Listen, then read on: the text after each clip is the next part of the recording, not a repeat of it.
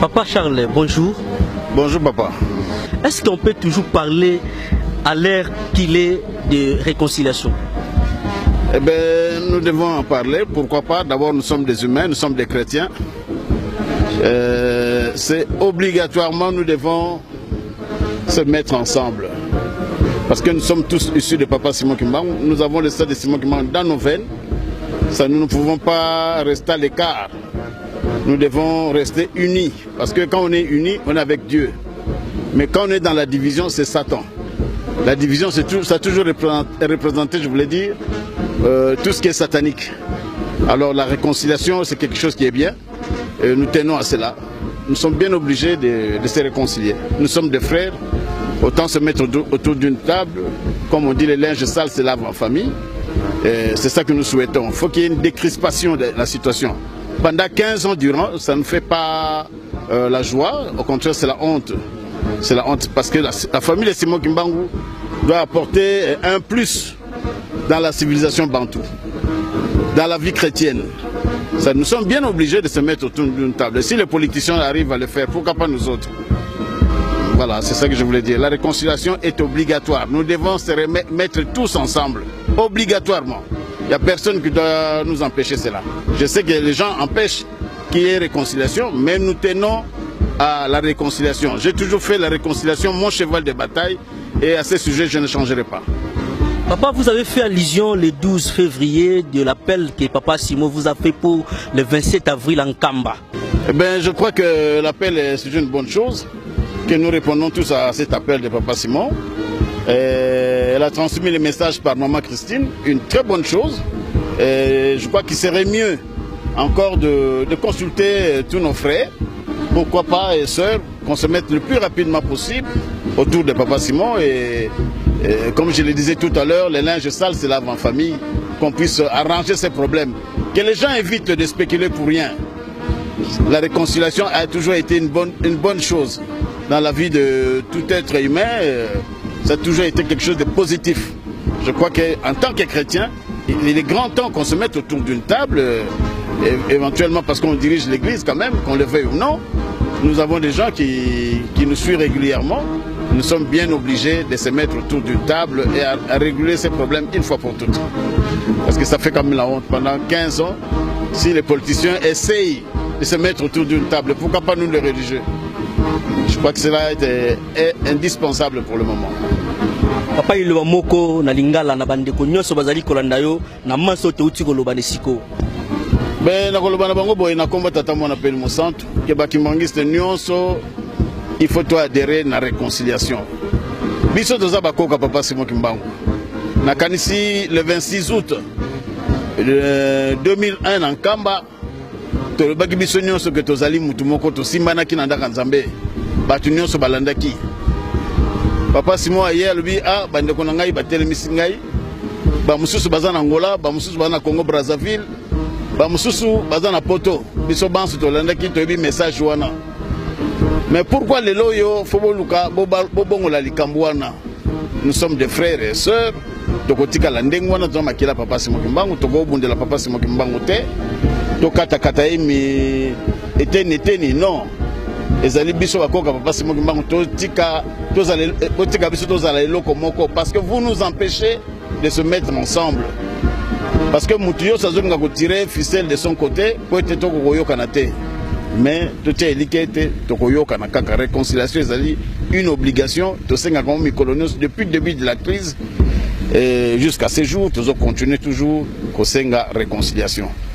Ezali condition munene parce que papa le bina biso nyonso ke ce que bino se poser c'est comme ko sengelo ko na bino ko refuser ngo jamais. Alors bien ceux qui vont vendre bino se sengelo ko moko na koko na bino ko refuser bino ngo jamais. Et ce que totali ndenge mokili ngo zotambla ezaki tokote. Alors biso ko kimela ngombe ezali te kimepe na mokili ko zala te. Ça tous les Kimbangu le savent. Mais tous na biso ko considérer en côté parce que pour des intérêts tout à fait matériels. Mais nous osons croire que cette fois-ci, pour que le centenaire à Papa Djangenda, réconciliation, yango ekosala makaka. Biso nyonso tokota na kati na bonzambe. Makambo kolobate que l'église à 26 ou l'église à 23. Non, biso nyonso tozali mutu moko, nous sommes des kimbanguistes. Quand on parle de 26 c'est l'église té.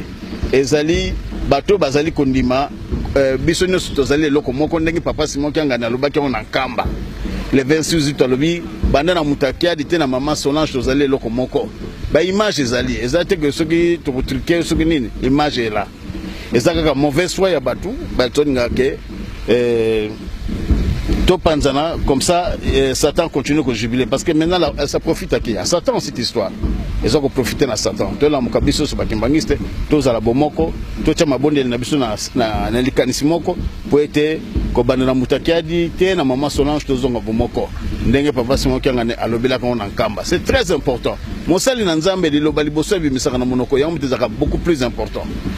Akolo mane makamune sokolanda sima oza beaucoup plus important oyebi makali boso na monoko na ye yangwana oya le bakandi boso na monoko na ye yangwana faut prendre ça en considération oye tikali ezali folklore eloko tozali koluka ete tozala bomoko makambo ezo kabola biso to vendre lango to bongisa nyonso wana ba vendre la kate tozali batu nous sommes encore de bantu quand il y a un problème bo vendre mesa bo lobili kambi bo kena sanzete l'arbre par l'arbre bo vendre bo lobili et c'est comme ça que ça se passe partout ailleurs. Yangwana na kosenga ete tozala bomoko biso so bakimbangiste à travers le monde to finga te to lobaka makambo ezanga na ngutina ezana na sens te nous sommes des frères papa Simon c'est notre frère papa Zako c'est notre frère toute la famille Kimbangu tozali ba frères et des sœurs c'est du mutoya ko perturber biso na likambona te yango kanga ngaka na bana bakimbangiste nyonso to adhérer biso nyonso na bolingo penza vrai bolingo parce que ezali na sens te yakolo ba bolingo mibeko misala. Et quand vous êtes incapable, beaucoup de temps, parce que ça me ou bien ça me non, ce n'est pas chrétien, ce n'est pas chrétien. Nous attendons la makanda ma banza. Ça trouve yamba bikolo nyon sa mukile ko ya pa na biso. Na komo ya kolo Yesu. Mais quand nous sommes il fallait te démontrer tout sa image qui toko na église. Deux pesa image qui toko te. Tokutani a toko pesa na mbote te. Ou bien ndoko mo ko funda intel, ko funda inkimangiste na nini. Ah bango bazo sambela kuna. Oh. Mais ko sambela ezali kama bete. Mais papa balobi na biso boye même na principe méthode ezali ke etambul sakalingomba ya kimbangisme. Na principe méthode balobi na biso na article 11 na kanisi ya nini wana balobi boye. Soki likambo ezali entre bino bakimbangiste bo memaka ngona l'état te. Bo kende bo vanda sika moko bo bongisa yango. C'est comme ça depuis le début ya crise oyo. Jamais biso comment mukanda na l'état pour na kofunda papa Simon ki azaboye to sali yango tambala moko te. To sali yango te pourquoi? Parce que nous estimons que faut to vendre sika moko to vanda to sisa makambo wana. Parce que là ça fait la honte. Ça fait la honte quand on se met pas autour d'une table. Pour na kosola ba ko Simon Kimbangu. Mais c'est pas normal. Hein, c'est normal c'est bon to vendre sika moko na ko bango sans gêne parce que ezali kambo ezomonana eza malamu te. Et il est temps que tozonge sika moko to luba makambu to bongisa nyonso ba parents ba bongisela biso to ko kozwango dans l'unité la division te l'union fait la force non mais quand vous êtes divisé vous ne représentez plus rien au moni ba mususu bazo ganga parce que vous êtes affaibli vous êtes affaibli ou bien nous sommes affaiblis moni ba mususu ba nalingo tanga ba kombote vous allez comprendre ce que je voulais dire. Bon, il est bisonné tout fallait tous à acteur et bosso dans ma cambia mboka biso parce que l'ingomé za papa Simon Kimbangu. J'ai vu nos parents n'attend à 1990 tant ma cambo ya démocratie na mboka ba continuons ce bazar au centre tu vois bazar utana na papa Diangenda bazar utana na papa Kuluti bazar utana na papa Fouambandi. Pourquoi il faisait ça? Pourquoi? Parce qu'on représentait une force. Mais aujourd'hui cette force là elle est affaiblie. Pourquoi? À cause de la division. Tu vois, nous devons éviter ça. Tozonga biso banso sikamoko. On peut être représentant encore une force. Surtout tozonga sikamoko comme encore plus fort qu'avant. Et on a parce que ça combat avec le Satan. Ça c'est Satan. La division c'est toujours été Satan. Sa division c'est toujours Satan. Et ça œuvre à Satan.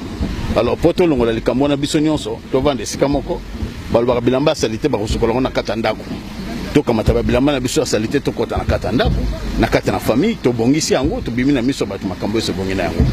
Oh c'est bambuta l'église ba une décision non c'est pas les bambuta l'église. Quand on t'aime ça papa c'est pas les bambuta l'église ba telemisaki. Biso to telemisaki parce que to yebi kamni to sala kina mokolo wana. Et il faut pas changer la donne.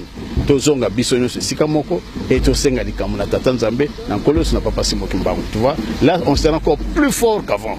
Mais quand on est dans la division, force a diminué. C'est ça que je voulais dire à ce sujet. Merci papa. Il n'y a pas de problème, merci beaucoup.